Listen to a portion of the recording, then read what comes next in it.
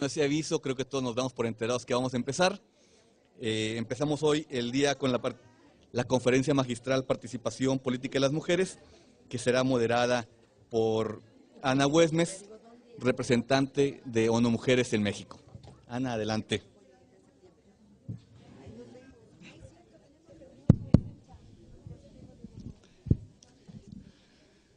Bueno, muy buenos días con todas, con todos. Como insistimos un poco en la propuesta, es un encuentro y también pues es un encuentro de ideas, es un encuentro de perspectivas, es un encuentro también de amigos y amigas.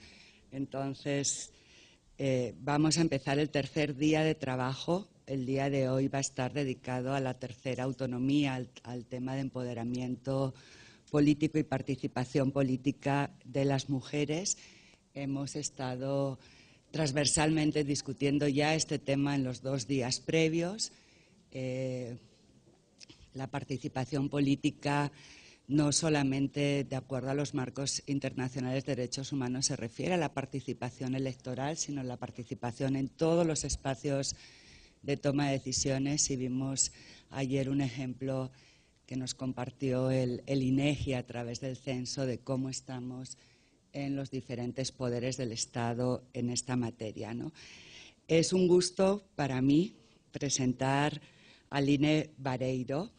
Line es ya conocida, querida por muchos y muchas de las que trabajamos en los compromisos de derechos humanos de las mujeres. Es abogada y politóloga feminista paraguaya, integrante como experta del Comité de la CEDAW, de la Convención para la Eliminación de Discriminación contra la Mujer de la ONU, que es el comité que hace el seguimiento a la implementación de la Convención. Es investigadora del Centro de Documentación y Estudios de Paraguay, profesora de la maestría PRIGEP de Flaxo en Argentina y forma también parte de la Asamblea General del Instituto Interamericano de Derechos Humanos y Waterloops. Ha diseñado políticas públicas en Costa Rica, en Uruguay y en Paraguay. Fue investigadora de la Universidad de Heidelberg y profesora de maestrías de género en Bolivia, Costa Rica, España y Nicaragua, consultora de numerosos organismos multilaterales, y sus libros y artículos tratan sobre democracia, ciudadanía, participación política desde una perspectiva de género y derechos humanos. Es además inspiradora, promotora y comprometida con gran parte del tejido organizativo en la región en materia de igualdad de género. Entonces, bienvenida de nuevo a Aguascalientes, Line, muchísimas gracias. Entonces, bueno, muchas gracias, Ana. Creo que están todavía, no sé si pueden poner el PowerPoint. Ayer me puse a hacer el PowerPoint porque la verdad es que a veces pienso que distrae, pero como tengo algunas partes de datos, pienso que es mejor tener que se pueda visualizar, sobre todo por el final. Y voy a hacer una cosa, les advierto que me voy a concentrar en la parte de elecciones y la parte de participación parlamentaria, fundamentalmente, a pesar de que yo por años y siempre casi analizo lo que son los ejecutivos y el poder local. Pero en este caso, porque quiero como dar un panorama de en qué momento estamos, ya que creo que es ahora la hora de la paridad, la igualdad. Pero tenemos que tener muy bien claro el mecanismo principal y los otros mecanismos, porque la falta de mecanismos nos costó muchísimo, muy caro, cuando las sufragistas consiguieron el voto. Entonces, voy a empezar con voy a ver si funciona esta cosa que ayer estaban... Sí. Ustedes saben, vamos a empezar de allí atrás, que es la idea misma de ciudadanía, que es la idea yo uso siempre la idea de Marshall, de Thomas Marshall, que enriqueció la idea tradicional de la Revolución Francesa y de la gente de la Ilustración, que entonces él dice, bueno, ¿qué es ciudadanía? No consiste solo en derechos políticos, los derechos políticos son una parte, pero es sobre todo el máximo estatus que las comunidades políticas, y habla de comunidades diversas, otorga a alguno de sus integrantes. Y este máximo estatus es fundamental. Y para nosotros, yo estoy convencida de que la gran división en tener o no ciudadanía está en el tema de la participación política. De todas formas, hay gente que me podría refutar y decir, mira, realmente está en la pobreza o un mínimo de bienestar, ¿no? Esto también es factible pensar, porque de qué ciudadanía hablamos, etcétera, cuando no se puede. Pero es cierto también, pensando en la inmigración, en este gran movimiento migratorio mundial, que no tener el estatus de ciudadano es lo que hace que no puedas hacer un montón de cosas o que recibas otro tipo de maltratos o que haya las mayores vulneraciones. Entonces, quería decir que históricamente, realmente, ese derecho de ciudadanía se limitaba a dos aspectos solamente, porque después se amplió con las convenciones, con todo esto se amplía la idea de derechos políticos mismos. Y la idea de ciudadanía obviamente ocupa todos los derechos, los económicos, sociales y culturales, los derechos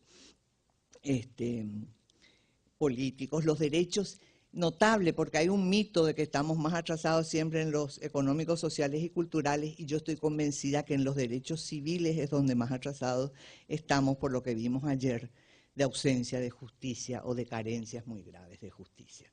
Entonces, yo creo que allí tenemos que hacer una gran inversión como hicimos en este campo de la participación política. Pero de todas formas, en ese momento era el derecho a ser electo y el derecho a gobernar. Y esto, no pasó, ya está. Y hubo una larga exclusión, pero no es tan real la historia francesa, que es la que aprendimos, de que los hombres consiguieron y como 100 años después las mujeres. En realidad las luchas sufragistas y las luchas de los socialistas fueron juntas y en algunos casos se conquistaron casi al mismo tiempo. Fue muy difícil, digo, estoy hablando ya del voto universal, porque obviamente primero fue un sistema de privilegios. Las repúblicas fueron sistemas de privilegios también, con el voto censitario exclusivamente de propietarios, ¿no? Y esto tuvimos en toda nuestra región también. Y las mujeres y los proletarios, porque era así mismo con esa denominación que reclamaban su derecho al voto. Pero hubo una diferencia muy importante. El voto universal masculino, el de los no propietarios, que no siempre incluyó a la población analfabeta, y al no incluirla, en realidad estaban haciendo una brutal discriminación étnica, racial, por motivos de pobreza, etc. Pero ahí nacen de todas formas, en esas luchas, los partidos políticos modernos. Son los partidos que se llaman socialdemócratas, algunos socialistas, otros socialdemócratas, los que crean. ¿Y por qué modernos? Porque no había un señor que pagaba todo el partido. Inventan las cuotas, inventan estas asociaciones llevadas adelante por su propia membresía, que no depende de nadie más, y hacen esa transformación y entran a la escena política, pero con una fuerza impresionante. Entonces, a mí, ¿por qué me interesa? Porque fue lo que a nosotros nos faltó. Ellos inventaron el mecanismo de participación. Y justamente hay un texto de Engels sobre la guerra civil en Francia que dice, es genial el voto universal, genial, ya Bebel está ahí en el Parlamento. Y nosotras no pudimos decir eso, ¿sí? El voto universal es genial y ya estamos en el Parlamento.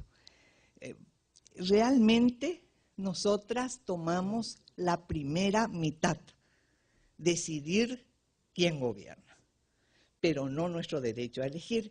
Es más, estuve revisando y vi que en Nueva Zelanda, que fue el primer país del mundo en 1893, solo le aprobaron efectivamente el derecho a elegir. Fue posterior que le hayan aprobado el derecho a ser electas. Pero en América Latina hubo una serie de experimentos de partidos de mujeres o feministas que como no les daban el voto, pero no había una prohibición de presentarse, por ejemplo en la Argentina, inventaron un partido feminista.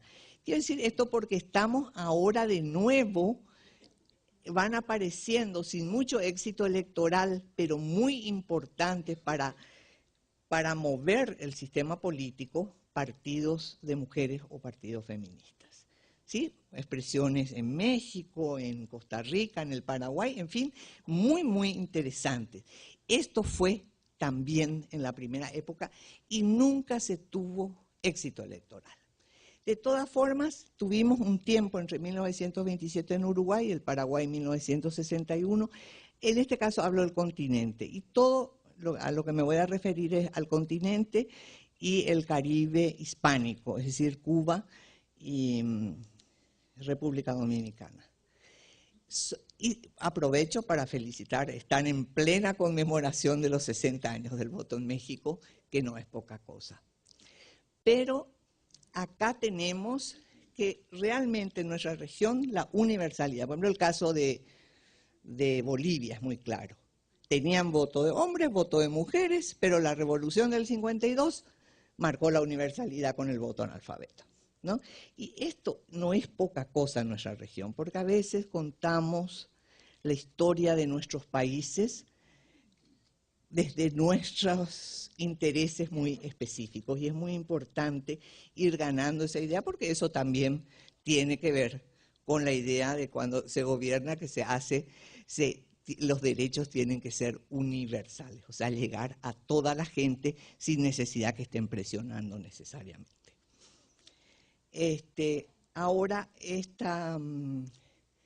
la Convención CEDAW fue fundamental y ustedes que la tienen acá, doña Aida González, seguramente van a poder alguna vez hablar, entrevistar, saber por qué formó parte de ese equipo de redactoras, no fueron muchas las latinoamericanas, estaba Esther Belis de Cuba y doña Aida, que hicieron esta convención que es asombrosa.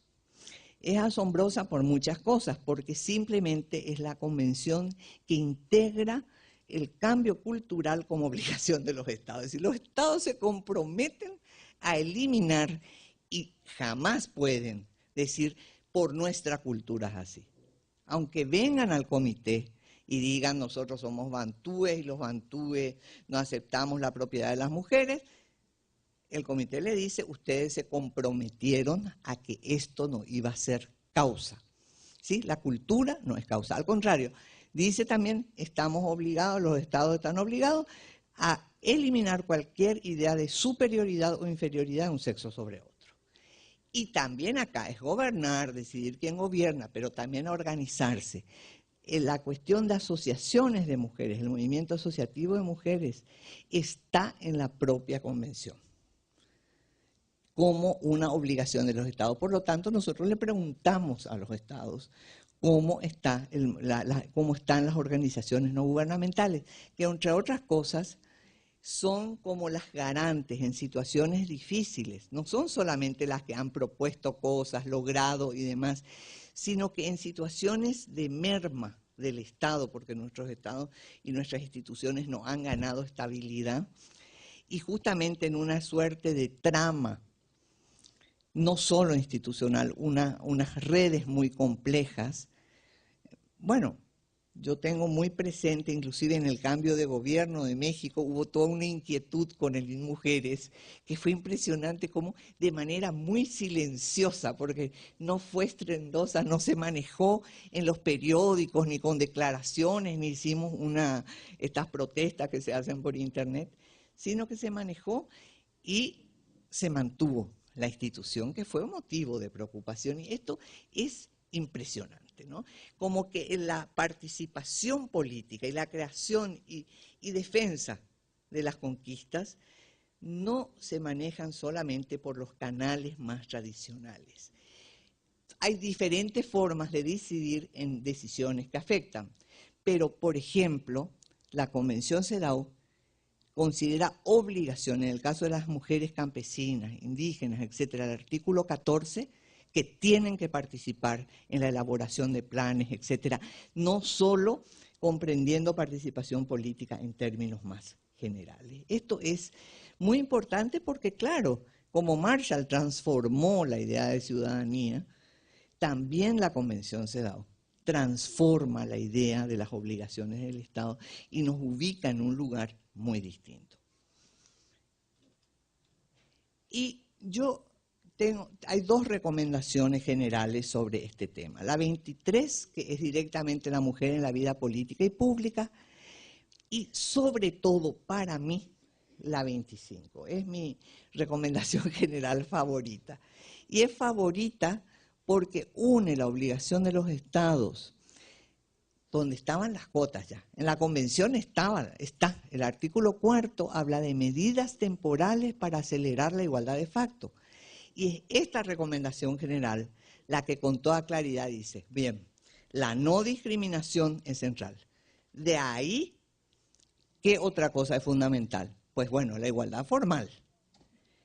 Pero si es que esto no basta, es para lograr la igualdad sustantiva. Entonces hay que tomar medidas que rompen esa idea liberal clásica, yo digo muy clásica, de igualdad. Yo recuerdo hace muchos años en Costa Rica, cuando el Tribunal Electoral decía que rompía, todavía decía, en el 95, en el año de Beijing. En ese año yo estuve allí diseñando un programa de ciudadanía activa de las mujeres y parecía que no. Y en pocos años uno podía ver cómo iba cambiando la idea de igualdad cuando empezaba a importar la realidad. Imagínense que la realidad no importaba verdaderamente. Si la realidad no iba con la teoría, peor para la realidad era. Y entonces, y esto sigue en muchos puntos en el debate, pero decían, claro, la igualdad está, y esta medida que toman ustedes a favor de un sector, la mitad de la población, rompe la igualdad. Y decían, pero no hay nadie, no se cumple esto. Y decían, no, pero el principio es que pueden.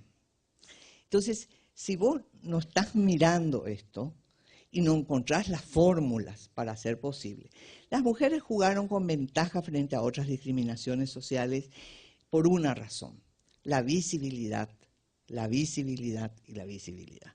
Y no era un problema, no era un estigma ser mujer.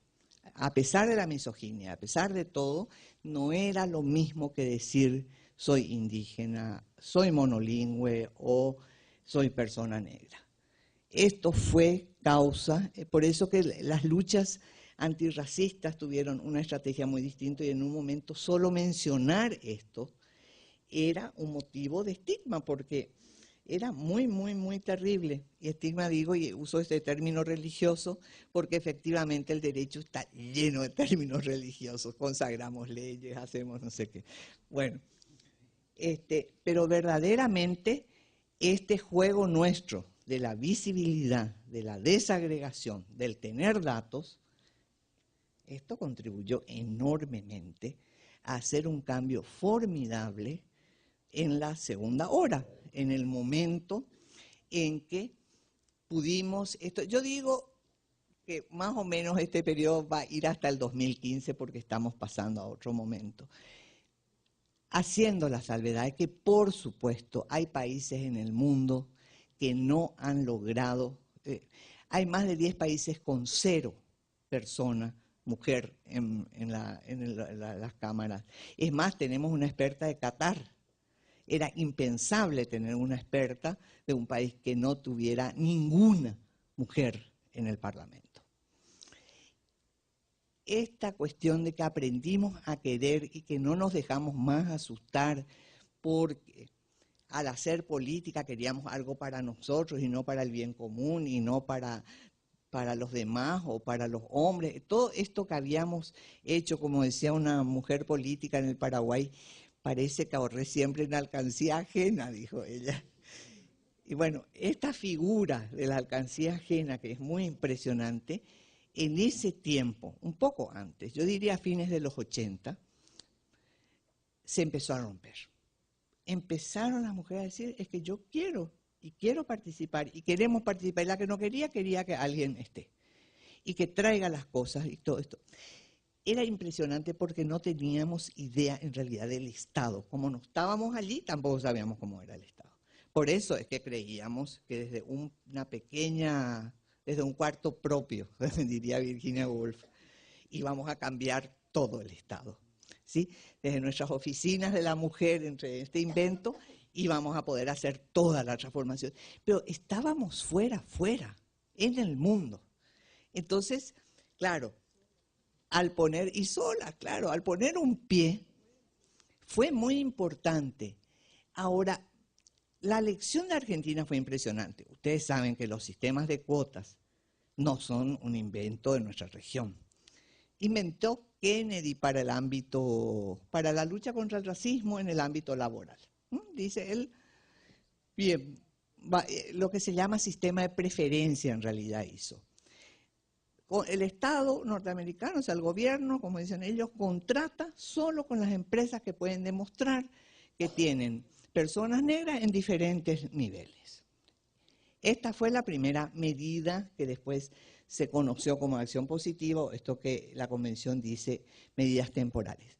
Rápidamente pasó, pero como lo que hoy llama la Unión Interparlamentaria, cuotas voluntarias, es decir, que los partidos políticos se auto-obligaban a una participación de mujeres. ¿Quiénes fueron los primeros? Los noruegos.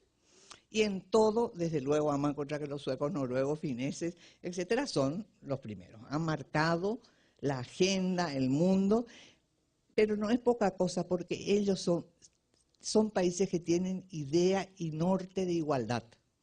Y nosotros vamos en el continente más desigual del mundo. Entonces, acá tenemos muchas cosas que remontar. No es lo mismo cuando para la gente es un valor la igualdad en sentido amplio, la no discriminación y ninguna forma de discriminación es tolerable, en el sentido de sacar derechos, no tienen absolutamente nada que ver con quererla o no quererla a la gente y demás, ¿verdad? Pero absolutamente esto tiene que ver con el derecho a tener derechos. Entonces, en este continente del presidencialismo, la Argentina puso por ley, la ley de cupo le llamaron.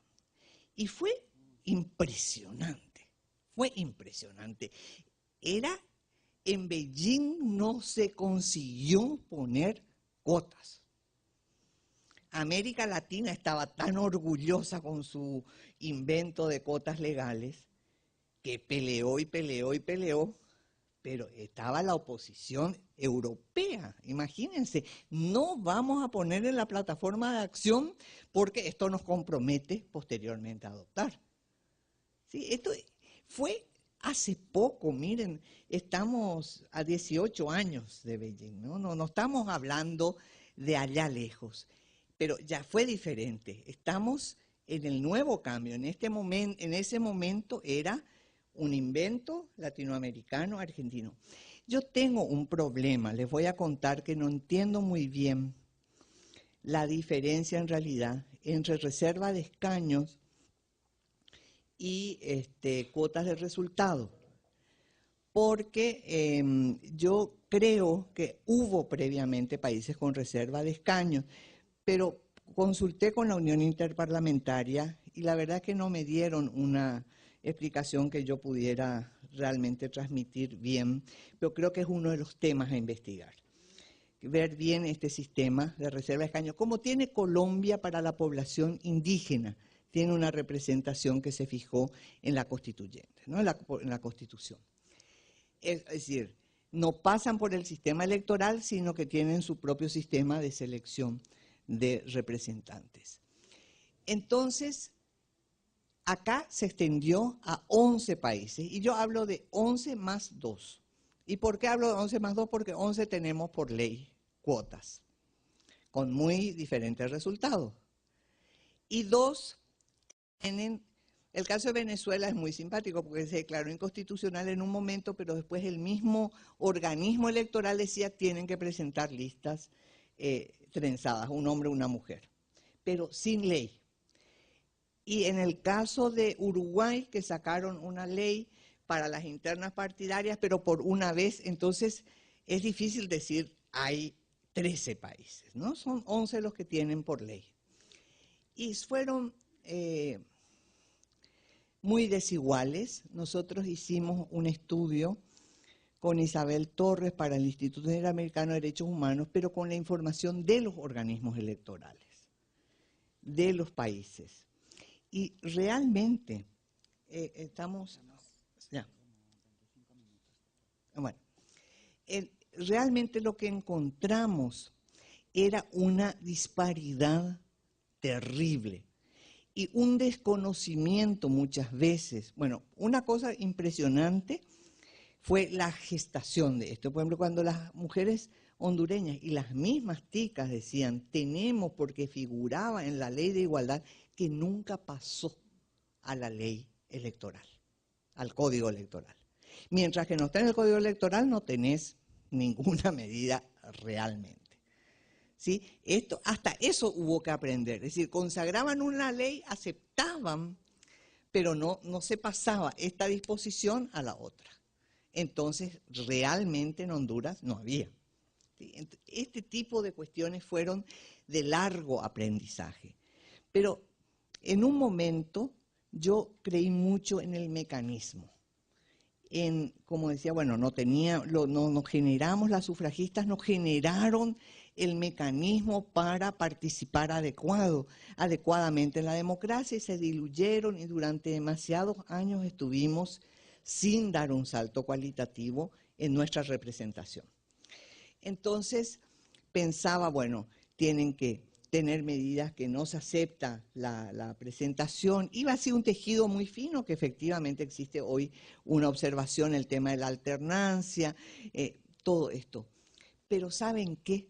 Si el Estado de Derecho, si el Estado no cumple sus propias normas, no sirven las cuotas. En el momento que los Estados dicen sí, pero en realidad buscan la modalidad de no hacer, no funciona. Segundo, tampoco funcionarían sin una ciudadanía activa de las mujeres. En los casos de Costa Rica y de Argentina, que fueron los dos casos más exitosos iniciales, bueno, lo de Argentina era un alto así porque cuando hicimos ese libro le pedimos a Rocío Villanueva que analice los fallos judiciales al respecto. Y resultó que ella pidió que le mandemos en papel.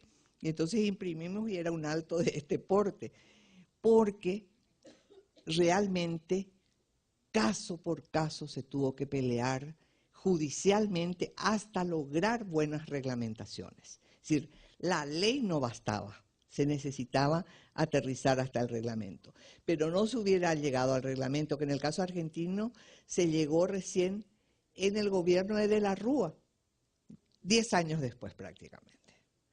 Entonces, esto es absolutamente fundamental. En el caso costarricense, la ventaja fue un tribunal electoral que se comprometió, pero plenamente, ¿no? Pero han llevado casos hasta el sistema interamericano, ¿sí? En ambos casos, no. Y estos nos mostraron un camino. Y después ya fuimos encontrando otros caminos en los diferentes países, con mayor o menor éxito.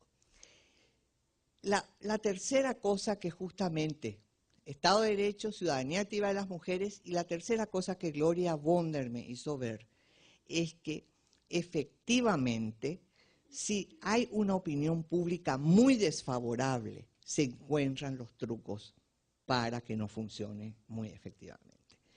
Y el ejemplo que ya he dado muchas veces, pero es muy impresionante, es la diferencia entre Perú y República Dominicana. En Perú funciona un sistema de preferencia y defienden y las mujeres ascienden. Ellos tienen cuota de 30%, pero ellas ascienden cuando hay que marcar preferencia. En República Dominicana bajan.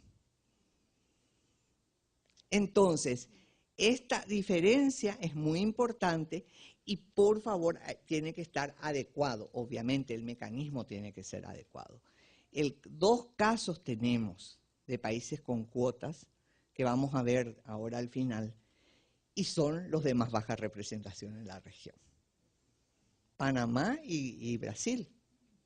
Entonces, no estamos hablando de cualquier cosa, estamos hablando de que es un mecanismo que no siempre funciona, que no funciona si realmente el Estado no funciona, que no funciona si no tenés una ciudadanía activa de las mujeres, que no funciona si una opinión pública favorable, pero finalmente no funciona si no tenemos los mecanismos adecuados. Si no entendemos el sistema electoral y pretendemos poner la misma cuota o el mismo sistema para cualquier. Hay mucha diferencia, por ejemplo, bueno, en la CEPAL hicimos el estudio que fue interesante vinculando con el sistema de listas, con el sistema de adjudicación de escaños. Todas estas cosas son absolutamente clave a la hora de avanzar o no. Ahora estamos en una grandes ventajas frente al inicio de la hora de las cuotas. Si en los 90 era eso, ahora tenemos muy buenos circuitos entre los estados, la sociedad civil, las instituciones multilaterales y los comités de derechos humanos. O sea, el sistema interamericano hace sus observaciones, siempre se pronuncian sobre participación política. Bueno, Luz Patricia fue relatora, creo que, de participación política cuando estaba, hizo reuniones. O sea, estamos haciendo y aprendiendo constantemente porque hay un tema. Creemos que ya estamos en la certeza, ya sabemos cómo se hace y se nos derrumba otra vez. Entonces, esto no es poca cosa. ¿Y saben qué? Tenemos datos. Yo tenía una amiga que marcaba uno a uno las mujeres que eran candidatas y después en las largas listas de candidaturas para decir hombre, mujer, porque no venían los datos desagregados. Y entonces decía, bueno, listo. Hay nombres que usan hombres y mujeres. Entonces ella resolvió, pongan ustedes, que los que se llaman Rosa no son hombres, son mujeres. Y que los que se llaman, no sé cómo, Guadalupe, podía ser entonces. Entonces era complejísimo porque no tenías el dato sexo, así nomás. No tenías esto para poder analizar y un trabajo inmenso. Entonces nos variaba después porque resulta que el rosa era no sé qué. Bueno. Y resulta que ahora yo necesito un dato y me voy al IPU, a la Unión Interparlamentaria, y me tiene al día y realmente actualizado el dato. Y si necesito otra cosa, me voy al observatorio de la CEPAL, que además no solamente me voy yo, sino que me manda datos procesaditos, súper bonitos, así me dice, bueno, este dato te está mostrando tal cosa que a mí me encanta porque muchas veces me lleva a volver a entrar al observatorio. O este mismo encuentro regional. Piensen ustedes que en este tiempo es que el dato se hizo fundamental. Piensen ustedes que en este tiempo es que aprendimos por primera vez, que es un aprendizaje todavía no acabado, de unir derechos con datos. No sabíamos informar, decíamos, mejoró la situación de no sé qué cosa. Bueno, pues en base a qué decir que mejoró la situación de las mujeres en la prisión, por ejemplo. ¿Cuántas mujeres hay? ¿Por qué mejoró? ¿Qué tipo de medidas se tomaron? ¿Qué era lo malo anterior? Si no tenés el dato, es casi imposible. Pero también hay que poder analizar el dato. Si no, no sirve de mucho. Y nos liberaron de esas búsquedas casi imposibles de datos que hacíamos en el tiempo de Beijing. Y no hace tanto tiempo. Hace 18 años. Eran búsquedas increíbles, como esta amiga mía, bueno, pero nos pasábamos haciendo eso. ¿Qué tenemos ahora? Tenemos que unas mujeres que se reunieron en Atenas en 1991, todas europeas, y sacaron la demanda de paridad. Y dijeron lo que no es paridad, no es igualdad. Fue la primera vez que se dijo de esa manera. Y dan las bases Piensen que esto es pre-Beijing, pero sin embargo no tiene repercusión política real hasta mucho después. Y tiene repercusión en Francia primero, que fue muy impresionante porque se declara en la Constitución democracia paritaria. Y generan un mecanismo, vieron que nosotros no escribimos, no permitimos la inscripción de listas en general en nuestra región, traen la lista, se verifica y si no cumple los requisitos no se inscribe. Bueno, ellos inventaron allí un mecanismo que no funcionó, que era que el partido que no cumplía o que difería de la paridad 2%, no se le daba el financiamiento. ¿Qué pasó? Los partidos políticos franceses eran ricos y no les importaba. No les importaba. Hay una investigadora excelente del tema de financiamiento de la política que siempre dice que en Nueva Caledonia funcionó ese mecanismo. ¿Y por qué funcionó? Porque eran partidos más pobres. Pero en Francia hasta hoy, que mostró, así como Argentina antes, que mostró que era posible, resulta que están atrás de otros países. Y en España pasó algo muy interesante. Intenta Zapatero no solo ya promover y consagrar la equidad, la igualdad en las listas y esto, sino también en el gobierno. Porque en el gobierno depende la voluntad política. Menos en Colombia, donde están obligados por ley a un 30% en las instancias administrativas, digamos en los ejecutivos. Porque ellos tienen un problema que hasta ahora no terminaron de solucionar de regulación de partidos políticos. No pueden dar órdenes, digamos, el Parlamento a los partidos políticos. Pasa a España con esto y América Latina rápidamente. Piensen ustedes que ahí se nombra Bachelet, que no lograron ni la cota en Chile, intenta gabinete paritario. Entonces van en paralelo como estos intentos de lograr paridad no se centra solo en los legislativos. Pero es una discusión que apenas está comenzando en realidad. Pero ¿a dónde más se extiende? A Bolivia y Ecuador. A Costa Rica. ¿Y por qué sobre todo Bolivia a mí me fascina? Porque en Bolivia no se cumplía la cuota de 30%. No se cumplía y no se cumplía y las compañeras hacían artículos súper interesantes, salían en los periódicos. ¿Y saben qué? No entendían bien el tema de la cuota. Y la paridad entendieron muy bien. Por un tema que en general hace perder derechos a las mujeres, que es un tema cultural. En toda esa cuestión andina, que hablan de complementariedad, entendían muy bien que tenían que ir un hombre y una mujer juntos. No entendían aquel mecanismo que impulsa para arriba como tema de justicia, pero entendieron y realmente incluyeron en la Constitución y en el sistema electoral la paridad.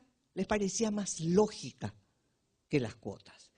A mí esto me interesó mucho porque realmente me rompió mis propios prejuicios con respecto a toda la cultura andina, porque claro, el problema de la complementariedad es que elimina el tema del poder. Y entonces yo decía, claro, todos se necesitan, todo es complementario, un esclavista no existe sin esclavos. ¿Ya? Pero no era tan así, sí sirvió para aumentar, pero dramáticamente, la participación política de las mujeres. En Ecuador también aprueban constitucionalmente. En Costa Rica, por ley. Yo digo Costa Rica es lógico porque es uno de los países más igualitarios de la región, pero es junto con Uruguay. Y en Uruguay no hay caso que esto cambie. Han cambiado muchísimas cosas, pero en participación política no. Sigue siendo rígido. Pero no se quedó solo en América Latina. No solo Senegal, que tiene una de las participaciones más altas del mundo, sino que Túnez aprueba con un nombre tan bonito que no eran las listas cremalleras, sino cebra. Así rayadito, blanco y negro. ¿Sí? Hombre, mujer, hombre, mujer. Allí, o sea, tenemos un país del norte de África, uno de los países árabes, con lista cebra, con todo lo que cuesta construir esa democracia en Túnez. Cuesta mucho. Cuesta mucho a toda la gente y a las mujeres que están peleando en los contextos más adversos que probablemente sean los países musulmanes. No solo árabes. Bueno, y ya ahora, y México, este invento mexicano a mí me fascina, porque ustedes vieron que México como país no tiene paridad todavía consagrada, pero sí 9 estados federados. Entonces tenemos que al revés de lo que todo el tiempo decimos, bueno, listo, la recomendación no se puede aplicar porque resulta que es un país federal y hasta que no aprueben no se va a hacer, están haciendo un movimiento desde abajo y es muy interesante porque entiendo que en la Argentina están viendo incluso algunas municipalidades que no pueden determinar el sistema electoral, pero sí pueden tomar una serie de medidas para que haya paridad en los gobiernos municipales, etcétera, para una serie de cuestiones muy importantes. Entonces, ¿cómo ver este nuevo movimiento que está en ebullición? Todavía no es una cuestión muy terminada. Pero les quiero mostrar, bueno, esto es muy lindo porque Luis Antonio Sobrado, que es presidente, no sé si sigue siendo presidente, ministra, sí. O sea, él dice, bueno, que dice que CEDAW les había felicitado por la aprobación de la paridad. Y 50% intercalada de hombres y mujeres. Pero agrega en su artículo, dice él, acto seguido y sin perjuicio de esta satisfacción, el citado comité manifiesta que también es necesario garantizar la igualdad política de las mujeres indígenas, afrodescendientes y en situación de discapacidad, que al pertenecer a grupos históricamente desfavorecidos viven una exclusión particularmente intensa. La democracia, entonces, él se plantea, o sea, el comité CEDAW que hace sus recomendaciones específicas a los estados, piensa en la región y piensa en el estado. No le va a proponer paridad al Brasil probablemente hoy, porque tiene 8,5, 8,6 de participación, de representación. Sin embargo, tiene una presidenta. O sea, es complicado, pero es más fácil pensar que un país como México, que tiene 40, pueda consagrar la paridad. ¿Sí? Es más factible. Entonces, el comité tiene este cuidado. Pero una vez que consiguen, también les dice, pero mejoren su representación. O sea, Nueva Zelanda demostró hace poco que tiene 3 ministras maoríes y no sé cuántas en la representación. Sí, o sea, ahora ya podemos mirar, porque las cuotas son la mujer, pero tenemos que pensar en las mujeres. Y digo, yo defiendo que se piense en la mujer, que hay un tema básico de igualdad, que ya. Lo otro es tema político. Las mujeres con sus diferencias, con sus concepciones, con sus visiones de mundo, bien, eso es lo que queremos, que podamos tener esa disputa. Pero si podemos además mirar y ver y hacer que las otras puedan avanzar, ahí ganamos todas, verdaderamente, porque sabemos que la democracia se fortalece si es que es capaz de procesar el conflicto social en su mismo sistema. Y si no, perdemos. Si no, se fabrican cualquier tipo de cuestiones donde se expresan realmente esas diferencias que no logran ser procesadas en el sistema político. Y miren, es genial. Resulta que la CIM con Idea Internacional, etcétera, ya hicieron el estudio. Puse esto porque es formidable. Miren, ya podemos bajar de la web este trabajo que es la apuesta por la paridad y ya estudios de los casos de Ecuador, Bolivia y Costa Rica. Es nuevito. Está recién sacado, pero es una maravilla. Ya tenemos, o sea, esta convicción además que el conocimiento forma parte de nuestro avance. O sea, si no trabajamos con el conocimiento, en un momento vamos a estar desfasadas sin entender por qué. Esto es clave. El conocimiento fue y es, así como el dato, también un mayor procesamiento es fundamental. Y somos hoy la región con más alta representación de mujeres en los parlamentos del mundo. Pero tenemos un nuevo desorden, necesidad de nuevos análisis para reubicarnos. ¿Y por qué lo digo? Bueno, esta es la situación. Ahí las Américas estamos en segundo lugar. Y bien sabemos que los Estados Unidos y muchos países caribeños nos tiran para abajo. Bueno, yo creía eso, entonces todo el tiempo le insistía a la gente del IPU, que siempre viene al comité, que por favor desagreguen, como desagregan a los países nórdicos, que desagreguen a América Latina. No es tan grande la diferencia. Estuve mirando, pero qué susto me pegué. Miren esto, acá están solamente los de Cámara Única. ¿Y qué me pasó? Que los dos países de más arriba, Cuba y Nicaragua, no tienen cuotas. No tienen. Y ustedes me podrán decir, bueno, listo. Cuba es un país de un sistema de partido único, no hay elecciones competitivas. Y es relativo, es relativo. Yo quiero entender, porque en Beijing también ellos andaban por el 20% y ahora resulta que tienen casi 50%. El comité le dijo, consagren, aprueben paridad, metan en la ley, aseguren esto, es frágil mientras no tengan. Pero están llegando al 50%. Y Nicaragua, un país con súper desigualdades, resulta que tienen, y ellos no tienen cuotas voluntarias para los partidos. El sandinismo tiene 35%. Para sus internas partidarias, pero están en más del 40%. Entonces, esto me dice, lo mínimo que tenemos que hacer es entender lo que pasa en estos países. No podemos jugar a que no nos importa. Y Panamá, que el 2012 cambió su ley y ahora es obligatorio un 50% en las internas de los partidos, no en la presentación de listas. Pero estaban en 8,5 con cuotas, es decir, lo que yo encontraba es, en una lectura muy simple, lo que vas a decir es, resulta que arriba tenemos sin cuota y nos tira para abajo, los que no tienen comentarios son porque tienen cuotas, y nos tiran para abajo en esta Panamá y en la otra Brasil. Entonces, pero no solamente, claro, hay más países, pero entonces nos exige pensar en los nuevos mecanismos en esta hora de la paridad. ¿Sí? A lo mejor encontramos el mecanismo adecuado para Uruguay, que me preocupa mucho. Y miren lo que pasa en los bicamerales.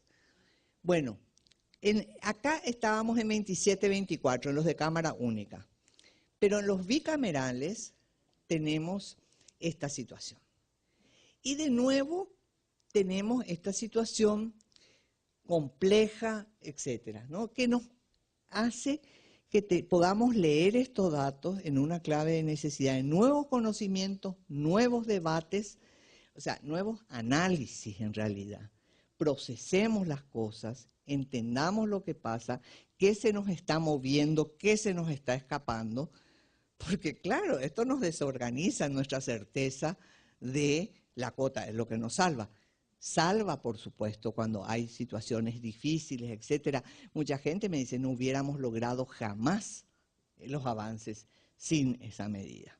Y nosotros con el artículo 4 siempre recomendamos a los países desde el Comité CEDAW. Pero lo que pasa es que yo me quiero ir la primera vez que vi el dato de Nicaragua yo me quedé perpleja, tengo que decir, y preguntamos y estaban compañeras nicaragüenses que tampoco entendían bien qué había pasado. Era muy cerca de las últimas elecciones. Pero bueno, entonces, si estamos en esta situación, si la media mundial es, el porcentaje mundial es 20-90, según el IPU, las Américas 24, y tenemos esta situación, ¿con qué mecanismos y cómo trabajamos para la ampliación de la paridad? Que esta es la hora de esa igualdad que ya no requiere más explicaciones, porque para la gente común es muy claro que 50% es realmente igualdad y no otra cosa. O sea, igualdad es paridad y paridad es igualdad. Eso. Muchas gracias.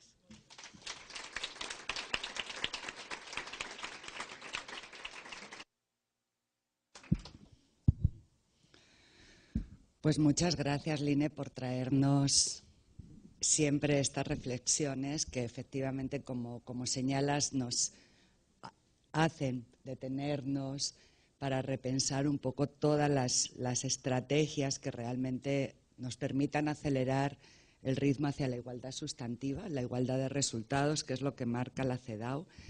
Es inspirador y creo que es un momentum en la región y en muchos países. Es la hora del acceso a los derechos políticos de las mujeres, es la hora de la igualdad. Es muy interesante también ese recordatorio que nos haces de poder analizar las luchas del sufragio junto a otras luchas sociales y cómo esto se evolucionó en el concepto de ciudadanía. Decir que efectivamente México tiene un momento muy especial en el marco de la conmemoración de los 60 años del voto de las mujeres para hacer esta reflexión y para acelerar justamente el ritmo, pero además decir, porque siempre me lo recuerdan con esta idea federal, en el caso de un estado muy cerquita de aquí, de San Luis Potosí, es 90 años y además es muy interesante porque el voto de las mujeres se articuló a la lucha por la autonomía universitaria. Las dos cosas justamente se decidieron a la vez. Y tenemos historias también muy emblemáticas en la región, ¿no? A mí siempre me inspira mucho la historia de Prudencia Ayala, esta mujer salvadoreña que en los años 30 se presenta a elecciones en un país donde no había ni siquiera el voto de las mujeres. Y ella se presenta a ser presidenta, luego la corte dice que no, que es imposible y tal, ¿no? Pero ella llevaba temas como la transparencia en la administración pública, el reconocimiento de los hijos ilegítimos en aquellos momentos y el tema de libertad de culto, ¿no? Que sigue siendo todavía un gran tema en nuestra región. Entonces, creo que hacer este espacio de reconocimiento y de visibilidad de las mujeres en la política y de las que nos abrieron puertas y siguen abriendo puertas es fundamental. Y por otro lado, efectivamente, yo creo que es el tiempo de la paridad. O sea, el avance que hizo Ecuador y Bolivia en la reforma constitucional es muy significante. En el caso de México, como lo has dicho, hay 9 estados ya que tienen leyes de paridad y hay este tema tan inspirador de Costa Rica, de la interpretación del mecanismo corte electorales, ¿no?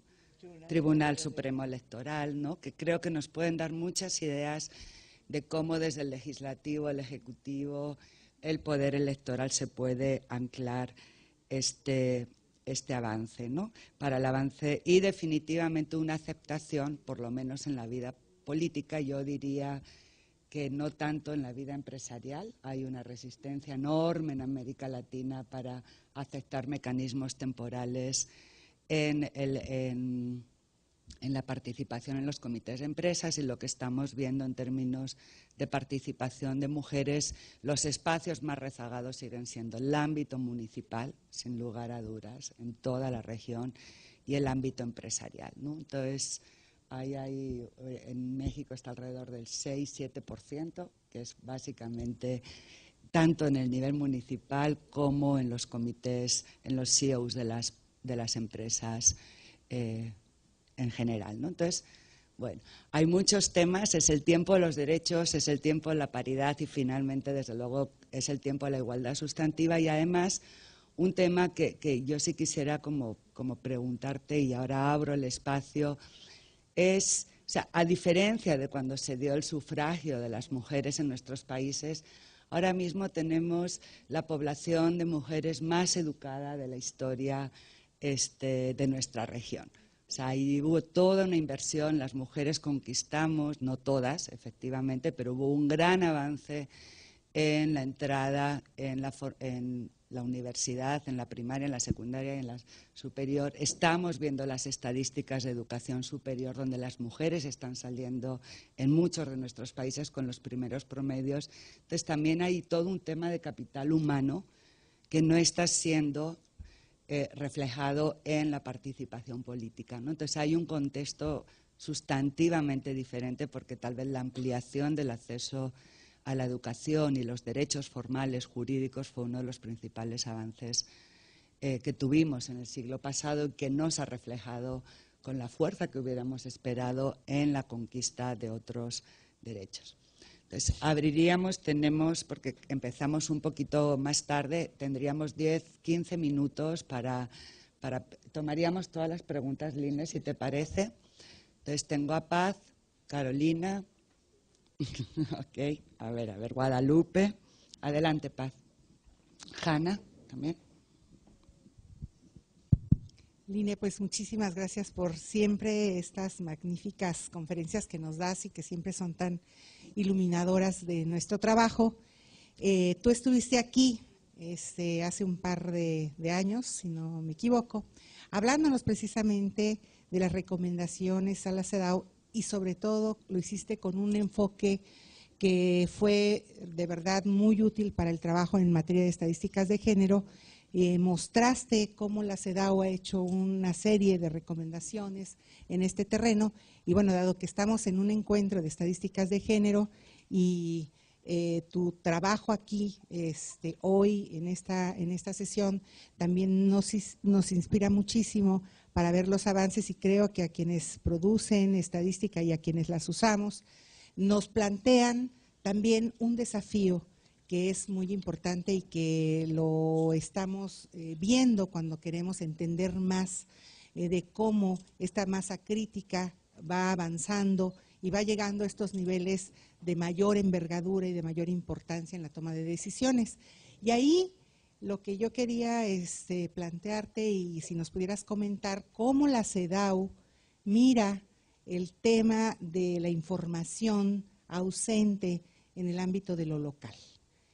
Tenemos recomendaciones sobre información sobre los parlamentos, los congresos, etcétera. Pero si tú nos pudieras hacer una reflexión de compartir cómo miran ustedes desde la CEDAW la ausencia de información en sectores clave para informar sobre cómo las mujeres, cómo visibilizar la ausencia de las mujeres en participación en otros ámbitos. Ok, pasamos a Guadalupe Espinosa, por favor. Voy a ir pasando, sí, tengo anotadas. Bueno, primero, muy fascinada por esta plática tan enriquecedora y sobre todo por esa reflexión de Lynn de decirnos de cómo el dato y la información han contribuido de manera tan fundamental a este proceso. Y viendo sus cuadros, me quedó también así muy impactada por el lugar en donde están Nicaragua y Cuba sin cuotas. Y entonces yo nada más mi pregunta es si en esta curiosidad que ella tiene por saber qué pasa ahí, ¿alguna vez ha cruzado esta información con algún índice de discriminación de género, por ejemplo el de Naciones Unidas? Porque yo creo que podría aportar cosas muy interesantes. Porque yo por mi trabajo que he hecho en estos países, a lo mejor los hombres están en puestos así de visibilidad, pero quien hace el trabajo importante son las mujeres. Y creo que las mujeres en estos países han ganado un estatus muy importante en la cuestión de las decisiones. Entonces, a lo mejor tendría un poquito más de luz si de repente cruza esta información con un índice de discriminación de género, porque yo creo que tendría buenos resultados. Nada más. Detrás, Alejandra Valdés, si les voy a… Después, Carolina. Felicitaciones, Line, como siempre, como decía Ana recién, no Paz, es un agrado escucharte. Creo que una de las cosas que a mí me parece importante en las leyes de cuota, en el seguimiento de leyes de cuotas y de paridad, es la importancia de la formulación legislativa. Y esto es como revenir, digamos, a viejas cosas, pero creo que es importante, que es el tema de la legislación en relación al rol de otros organismos y el organismo rector, que en este caso es el organismo electoral. En la discusión de la ley de partidos hoy en Bolivia y en la discusión de la ley de paridad en Bolivia, por ejemplo, participó el organismo electoral incluso en la discusión de la ley de violencia, como parte de la convocatoria hecha por la ACOBOL a las distintas discusiones. Entonces me parece importante como el compromiso transversal que puedan hacer, y en este encuentro en que mayoritariamente participan los INE y que de alguna manera esta discusión es tangencial a su quehacer, me parece importante el cómo se hacen esfuerzos para concertar a las distintas instituciones a nivel del Estado para los debates que puedan haber internamente. Y por otro lado, me parece el rol del organismo electoral en Costa Rica, el rol del organismo electoral en otros países de la región,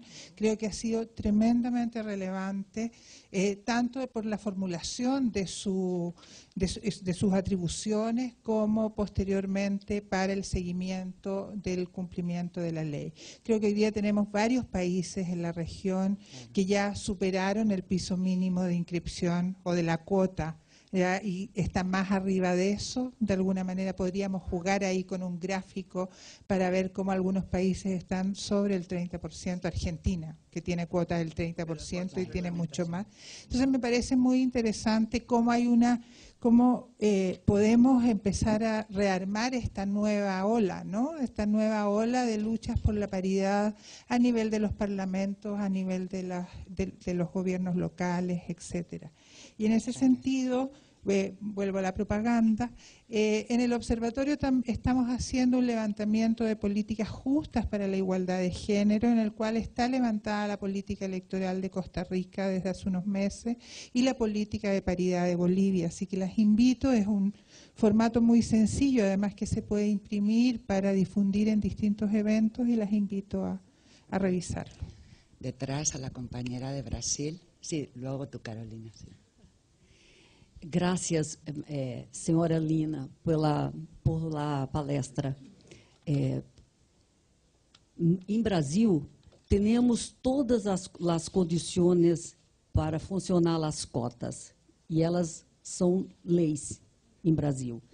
Estado de Direito, cidadania ativa, opinião pública favorável, a Secretaria de Política para as Mulheres patrocinou uma pesquisa, uma encuesta de opinião pública, e 90% da população brasileira ha opinado que as mulheres podem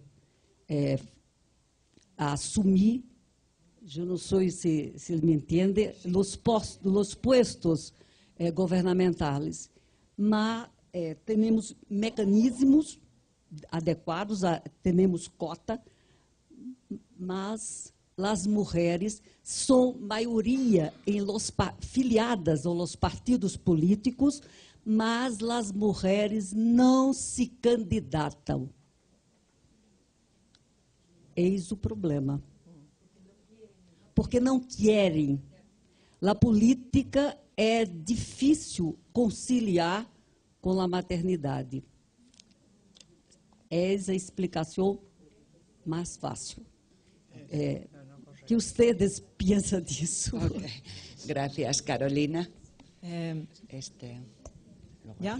Sí. Nuevamente, yo también quiero felicitar al INE por su exposición, que como dicen las anteriores personas, es inspiradora y nos provoca para un debate. Yo, en el caso de Bolivia, quisiera señalar un par de cosas, porque Bolivia es uno de los países que tiene la paridad. Y creo que es importante también analizar otros factores que están vinculados con este logro.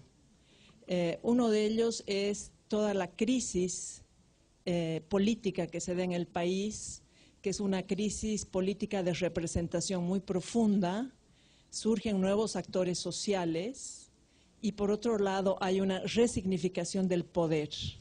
que creo que es muy importante, y en este contexto son las mujeres las que logran una alianza, que es una alianza muy importante para la constituyente, donde mujeres campesinas, feministas, las ONGs, inclusive con el apoyo de organismos internacionales, logran una alianza, más allá de las diferencias que tienen, para empujar la paridad en la constituyente y en todo lo que son las leyes electorales. Entonces, este es un segundo elemento muy importante. El tercero es que a pesar de que hay un aumento dramático y significativo, no solamente en el legislativo, sino también en el judicial, en los gobiernos locales, es una transformación profunda que pasa en Bolivia. Hay otro fenómeno que es las instituciones y la cultura política patriarcal continúa presente y se da un fenómeno cuando las mujeres entran en masa a la política, que es el acoso político y la violencia, que está vinculado con el tema que veíamos ayer.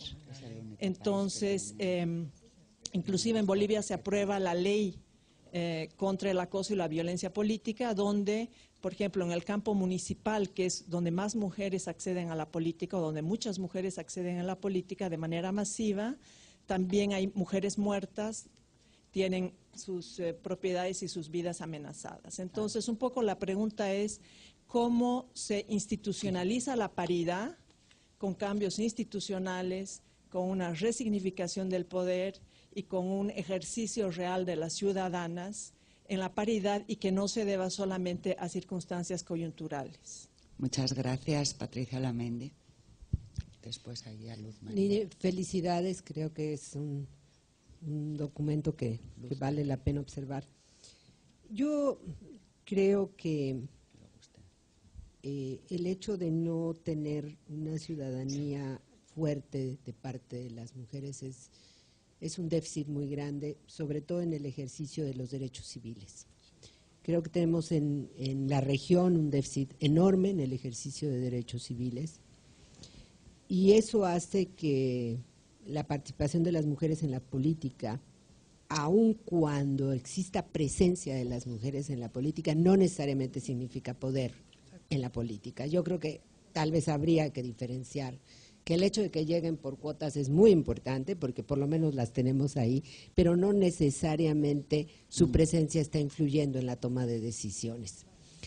Y esto creo que es muy importante decirlo, porque al contrario de lo que se pensaría con esta llegada masiva de mujeres en las Américas, no está influyendo en leyes favorables.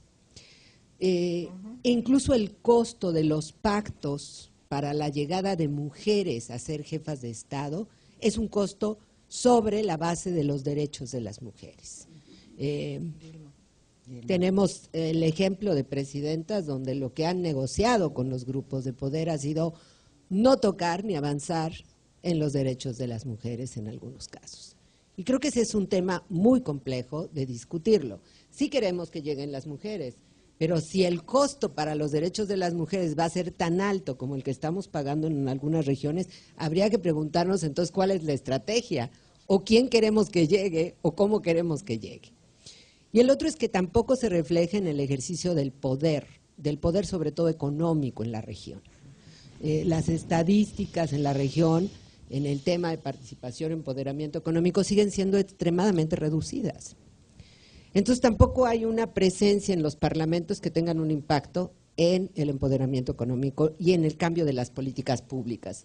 Porque si algo lleva a la participación política es el mensaje de igualdad, y si esa igualdad no se refleja en la política pública del país, entonces habría que preguntarnos qué tanto esa presencia en los parlamentos realmente tiene un cambio en el paradigma de la igualdad y la no discriminación. Entonces, yo creo que es un estudio todavía para trabajarlo mucho. Qué bueno que tenemos más mujeres, pero creo que todavía tenemos que discutir esa participación, y un tema clave, el fortalecimiento de los derechos civiles, si no va a ser imposible que podamos avanzar en un cambio cualitativo hacia la igualdad en la región.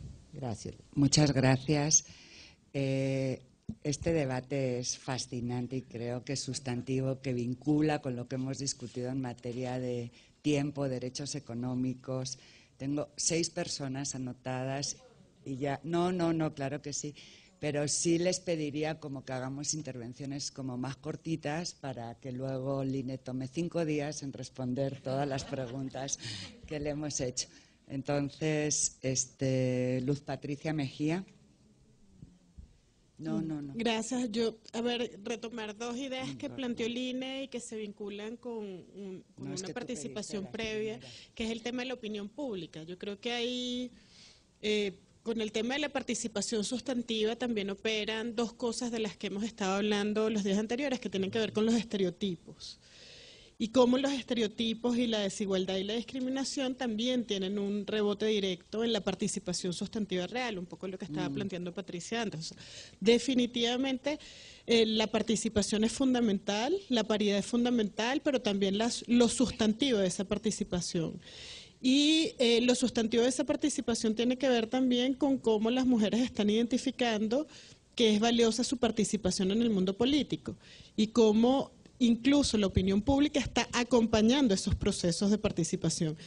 Yo ahora mismo, que hay en este momento en la región muchas mujeres siendo cabezas de poderes, no solo cabezas de poderes de ejecutivo, sino también cabezas de poderes judiciales, cabezas de poderes parlamentarias.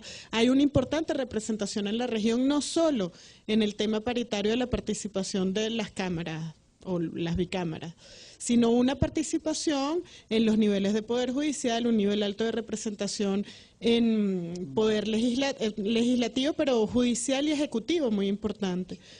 Pero ahí también, digamos, cómo estamos construyendo con esas mujeres en esos diferentes espacios una transformación en los estereotipos para que sea una participación realmente sustantiva. O sea, en muchísimos espacios de participación política está el cuestionamiento de las mujeres que participan políticamente pero tienen más bigotes que hombres. Ese es como un reclamo todavía en las mujeres que están formándose en el proceso de liderazgo. Y yo por eso retomaba un poco la participación que hacía la compañera de Brasil, porque esa sensación de que, bueno, de que es incompatible el rol de cuidado o el rol de madre con la participación política, realmente no es tan cierta. Cuando se analiza las mujeres, en la cotidianidad de las mujeres tienen una participación política en lo cotidiano que tiene que ver con el reclamo de que los niños y las niñas no tienen cupo en las clases, que los centros de salud no están atendiendo. La participación cotidiana en la política es mayoritariamente femenina, pero eso no se está transfiriendo. Y no hay un trabajo de los medios de comunicación acompañando este proceso. Entonces creo que ese es un punto, el punto de los medios de comunicación, el mundo de la construcción de nuevos modelos de relacionamiento en lo social. Yo creo que es un punto muy importante, que era un poco lo que tocaba Line con ese tema y quería reforzar. Malú Micher, diputada. Gracias, Ana. Bueno, es parte de lo que yo vengo a decir, entonces no creo que o sea, la verdad estoy muy confundida con este tema y comparto totalmente lo que dijo Pati. Es decir, presencia de mujer no garantiza conciencia de género. Y esto es un gran reto que tenemos y que quisiera saber cuál es tu opinión. Ok, pasamos a Carmen Echavia ya.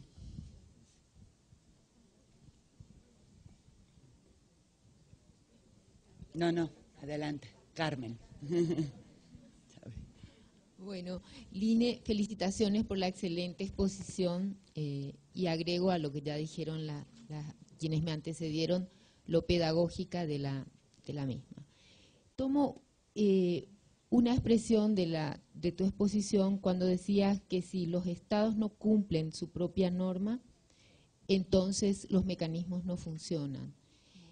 Para reflexionar sobre el valor de la calidad del Estado de Derecho y de la democracia para los derechos de las mujeres, la idea de que en tanto se formalicen los derechos, ese es el contexto favorable para la igualdad. Entonces, de ahí quiero sobre todo reflexionar y preguntar sobre este elemento que es la debilidad de las instituciones públicas para generar igualdad y ligando con el tema de esta reunión para producir información y conocimiento que permita visibilizar las desigualdades. O sea, pensando en el contexto paraguayo, que conoces súper bien, por supuesto, la tremenda debilidad de las instituciones, ¿cuánto cuenta en este proceso de construir igualdad? Gracias. Al costado, a su costado, a su costado. Es que no conozco su nombre. No, sí, se puede presentar. Sí, gracias. Claudia Cruz, consejera consultiva del Instituto Nacional de las Mujeres. Yo quisiera colocar aquí un tema que tiene que ver, en efecto, con cómo trascendemos, o con lo que dices es con qué mecanismos, qué hacemos ahora, y hasta dónde generamos también una serie de propuestas y políticas que consideren a la participación y el avance de las mujeres. Creo una cosa que es indispensable es que tengas una fuerza política finalmente en un país y en un Estado, nación. Los partidos políticos en sí mismos tienen una fuerza muy, muy grande. O sea, a veces es la barrera que no sentimos que no puede pasar, pero si no hay una unificación, me parece ser de ahí de las mujeres de los partidos con las mujeres del movimiento amplio, de los movimientos feministas, la fuerza se va diluyendo. Eso por un lado creo que es fundamental para poder pasar en efecto a un rango que como desde que conocí yo el asunto de la paridad siempre he dicho, es mi rango de negociación con un partido político es que nosotras quedemos entre un 48 y un 52%. Punto. Ese es mi rango entre hombres y mujeres en la representación.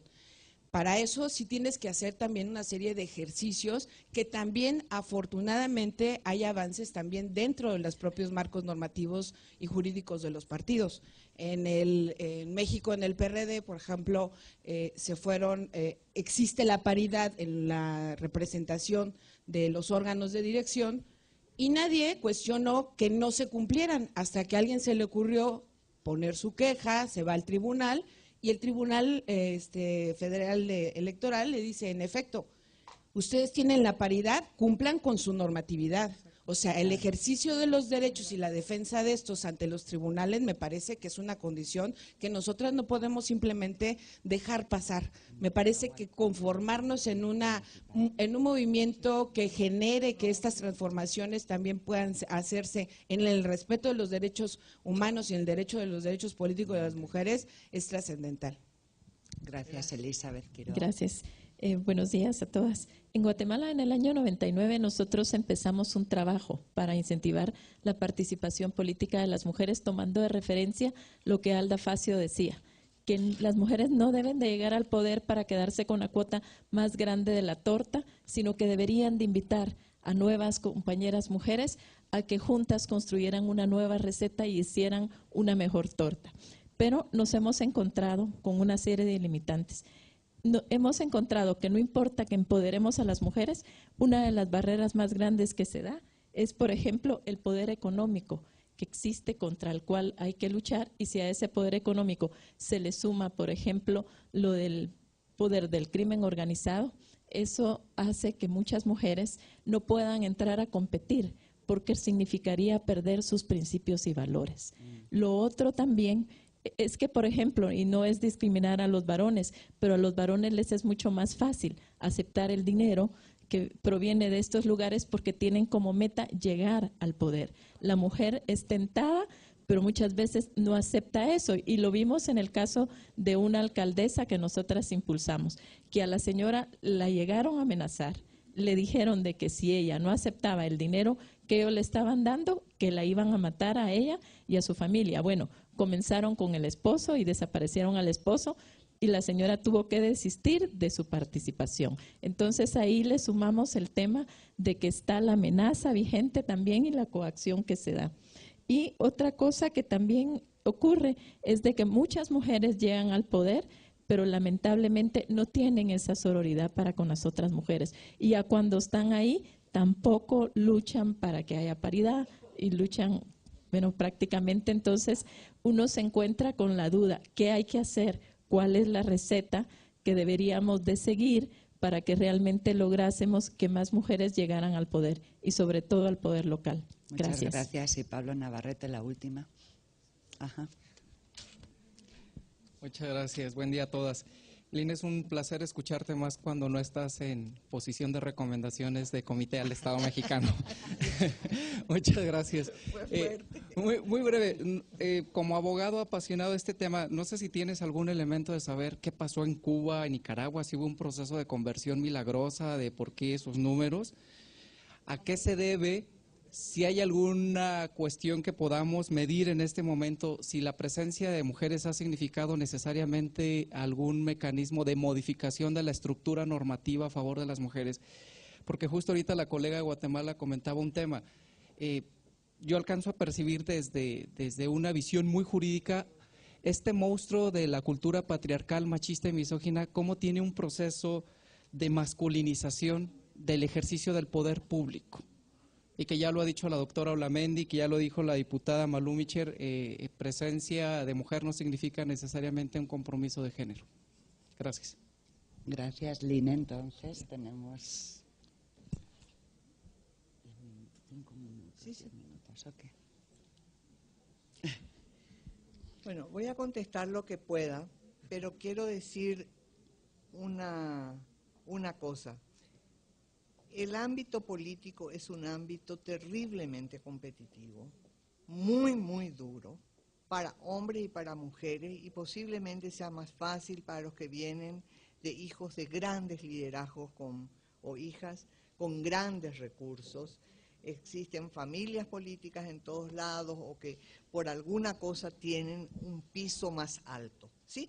Pero estamos hablando de los lugares en los cuales se toman las decisiones que afectan a la vida de la gente en forma más amplia, porque con Foucault aprendimos que el poder no es solamente este poder político, etcétera, pero por favor, están peleando manejo de los recursos del Estado, se está peleando prestigio allí top y se está peleando poder decidir las leyes, las normas, las cosas para la gente. Es un ámbito muy duro, donde se va construyendo, y yo estoy convencida en realidad de que se produce así como hay acumulación en materia económica, hay acumulación en materia política también.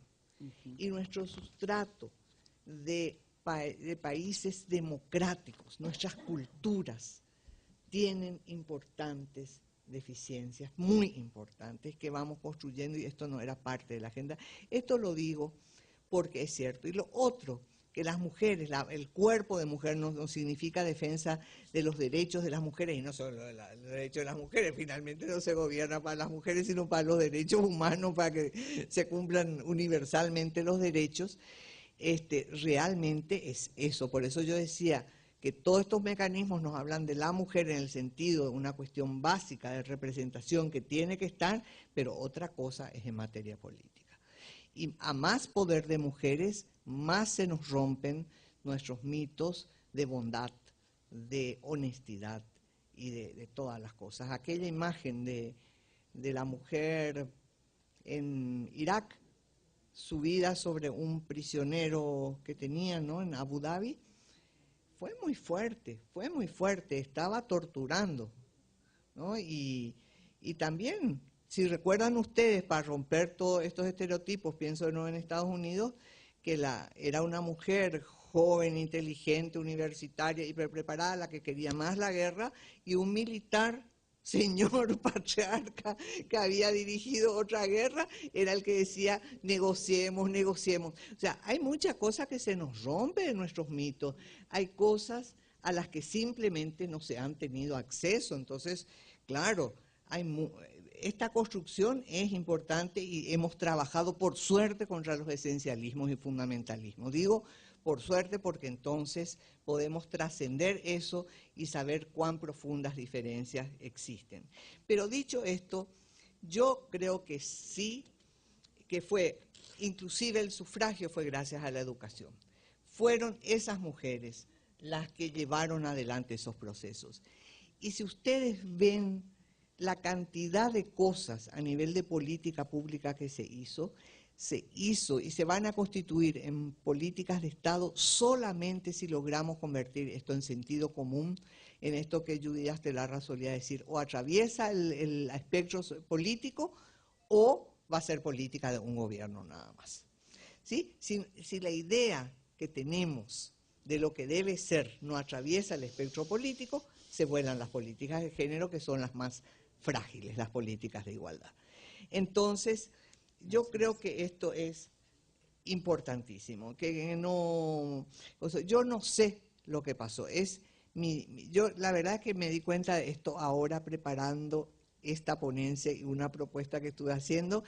Ahí vi y dije, qué susto, porque no solo Cuba y Nicaragua, sino que si ustedes ven en esa lista, el quinto país, vienen dos con paridad, y después viene de los de unicameral, viene El Salvador. Está en 25%, no tiene cuotas tampoco. Es un país violento, una serie de cosas. ¿No? Entonces, es fuerte esto porque tenemos que pensar. Yo estoy convencida de que tenemos que entender, y voy a hacer ese ejercicio del cruce con el índice de discriminación de género, me parece fundamental. Y la ausencia de lo local es un problema grandísimo. Alejandra Mazzolos ha pasado la vida recordándonos cuán débil es toda nuestra construcción si no logramos la base en los municipios. Si no logramos esto, la verdad es que estamos pataleando allá arriba. En el Paraguay los dirigentes campesinos le llaman dirigente papalote, sería, ¿no? El que se va y vuela alto, pero ya no tiene ninguna base. Eso es muy caro. Creo que hay intentos. En el proyecto Olimpia del INSTRO hubo una base de datos que trabajó fundamentalmente el tema local. O sea, hay allí hay una serie de cosas, pero lo cierto es que nos falta terriblemente datos.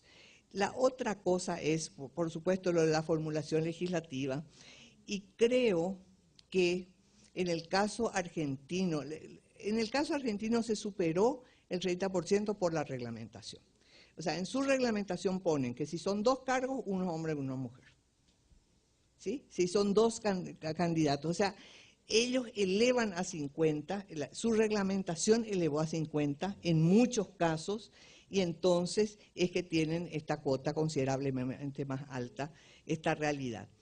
El caso boliviano para mí es el caso más interesante de la región, porque están dando vuelta las cosas desde el punto de vista étnico y de las mujeres, pero es muy, muy difícil el proceso. Y a nuestras amigas, a mis amigas, luchadoras históricas en Bolivia, les cuesta mucho porque, por ejemplo, desde el poder no se reconocen necesariamente los logros anteriores. Esto que yo hago siempre de traer la historia, bueno, es muy difícil. Hay mucha mezquindad también en las cuestiones políticas, y esto es independientemente de lo que se hace. Entonces, la verdad es que hay cosas que se avanzó ya en gobiernos previos, pero yo tengo muchas ganas de tener un tiempito de un mes por lo menos y ir ahí de mochilera a Bolivia, hablando con gente, tratando de entender mejor ese proceso tan complejo, y que Boaventura de Sousa Santos, el gran teórico, yo creo, nos recuerda permanentemente que en cierta forma somos el laboratorio del mundo en democracia.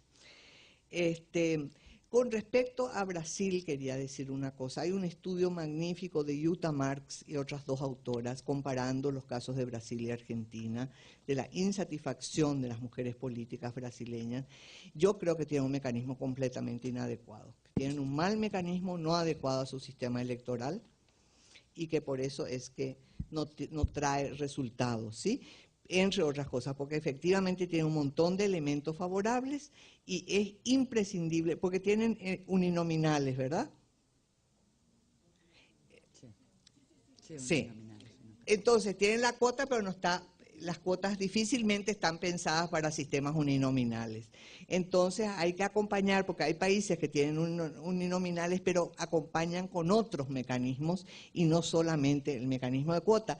La cuota, en términos generales, funciona mucho mejor en sistemas proporcionales, sistemas de listas, ¿sí? Y si bien Ecuador subió mucho con lista abierta, con su paridad, era un temor muy grande que teníamos. Bueno, yo estoy de acuerdo con los factores que Carolina nos da cosas, pero lo de la violencia política contra las mujeres es algo extremadamente grave.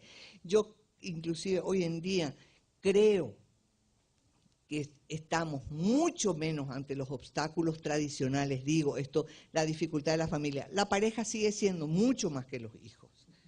O sea, cuando estudiamos mujeres líderes nos encontramos con muchas mujeres que se habían separado. Cuando mantienen la pareja es ya porque son tipos que están dispuestos a acompañar de verdad.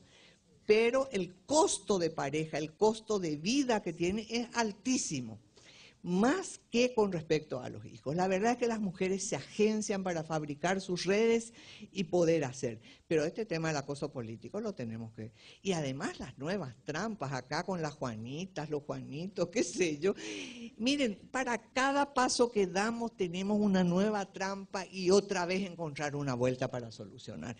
Entonces, yo no voy a terminar de solucionar, pero sí yo estoy totalmente de acuerdo con que nuestra ciudadanía es baja. Voy a dar un dato sobre ese dato. Nosotros la inmensa mayoría de casos que analizamos del protocolo facultativo son de Europa.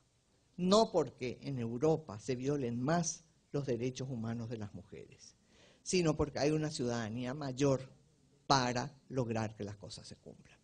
De América Latina hasta hoy tuvimos tres o cuatro casos solamente. Toda la región ratificó con excepción de algunos países, ¿verdad? 4. No, Chile, Colombia, Honduras y El Salvador, sí. Y Nicaragua, 5. Estos son los países y bueno, es impresionante. Y esto de que el número no hace justamente en la Argentina. Ahora, yo estoy segura que no hubiéramos sido el de la expansión de las leyes contra la violencia, el de la modificación del régimen patrimonial del matrimonio, el continente que tiene consagrado hasta constitucionalmente la unión de hecho, a favor de las mujeres, por supuesto, que eran las que se quedaban sin nada. El continente que ha logrado cambiar los códigos civiles de la forma más importante. O sea, estamos hablando de transformaciones fundamentales que yo no creo sin esa masa crítica. Ahora, ¿dónde nos separamos? En temas grandes de disputa actual ideológica, en los derechos sexuales, en los derechos reproductivos y en las cosas que afectan directamente lo que es el rumbo del gobierno, de las políticas económicas y de las políticas más grandes. Es cierto, es un continente no solo patriarcal, es profundamente discriminatorio. Les es normal, natural, las peores situaciones de discriminación. Entonces, estamos en un contexto adverso. A pesar de eso, estamos las mujeres avanzando. Y yo creo que lo otro es tema de disputa política. Y no puedo contestar todo porque ya cumplí mi hora, pero quiero decirles, lo último que les voy a decir es que a raíz me acordé lo de cuando habló de cuidado de niños y demás, Luz Patricia, de Lourdes Huanca, la escuché ahora. Y ella es una dirigente indígena peruana, muy brillante, que se presentó, ella tiene muchos hijos, una historia muy grande, y tenía un marido también, y dijo, bueno, ahora yo soy soltera y dentro de poco voy a ser virgen también, dice, porque así vamos nosotras cambiando el mundo.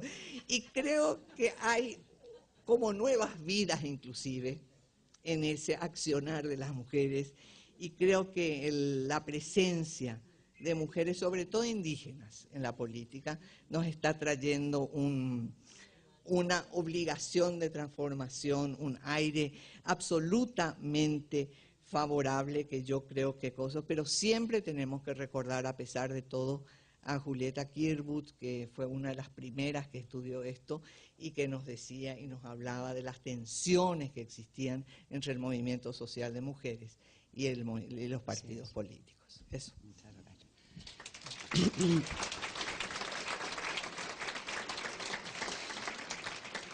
Pues muchísimas gracias, Aline Vareiro. Yo creo que nos quedamos con la idea de es la hora del acceso a los derechos políticos, es la hora de la igualdad sustantiva.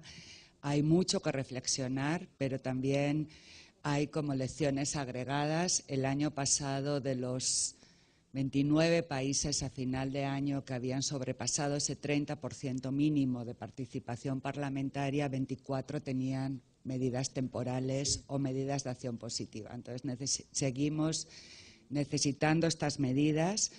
Hay esta tensión efectivamente donde somos conscientes de que no necesariamente llegar al poder significa ejercer el poder y no significa necesariamente abrir puertas para los derechos de las mujeres, pero también somos conscientes de que las principales reformas políticas a favor de las mujeres en la mayor parte de los países de la región se han hecho con coaliciones de amplio espectro de mujeres en política, y ahora estamos en un momentum diferente donde está cada vez más claro de que la agenda de igualdad de género es una agenda que comprometa toda la institucionalidad democrática. No es un tema de mujeres, el logro de la igualdad de género es un tema clave de democracia y es un tema de desarrollo sostenible. Dejamos esta mesa saludando la presencia del doctor Sojo, presidente del INEGI, gracias por acompañarnos, de la señora Lorena Cruz, presidenta de Mujeres. Quiero también saludar a la diputada Malú Micher, presidenta de la Comisión de Igualdad de Género de la Cámara de Diputados de México, a Patricia Olamendi, experta del GRULAC, en el Grupo de Trabajo sobre Discriminación contra la Mujer en la Ley y en la Práctica, a la que le vamos a cantar mañanitas en un ratico.